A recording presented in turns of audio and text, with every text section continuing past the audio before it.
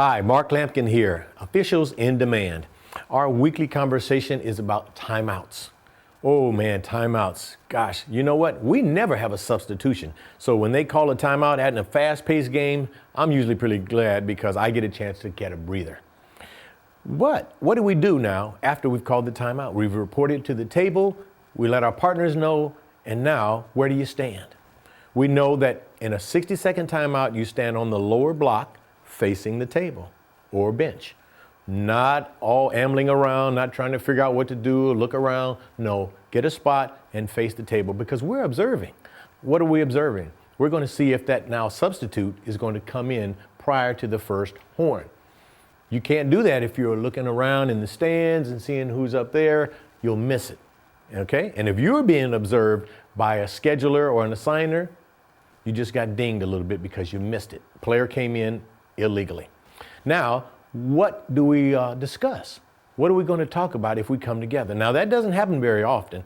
I usually ask my crew to come together only on the first 2 timeouts of a game. After that, go to your spot. But there's a situation, maybe end of the game. We've got a 1-point game. We're under a minute to go. There's a timeout. And now I bring us together to talk a little bit about our situation. What are we going to do if there's a foul? Is there a bonus? Is there a double bonus? Or is there a team that's going to now have to foul 3 times to try and stop the clock and get the ball back?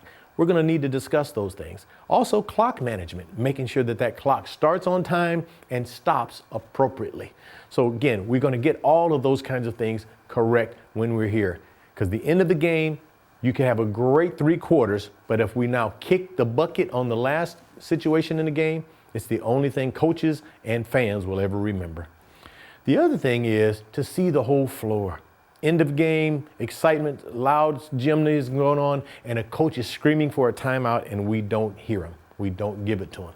So make sure you know the voice of the coach, as well as if there's a situation where maybe there's going to be a 5-second violation, maybe there's going to be a backcourt violation in a boys game, be willing to see the coach and come out strong with the timeout.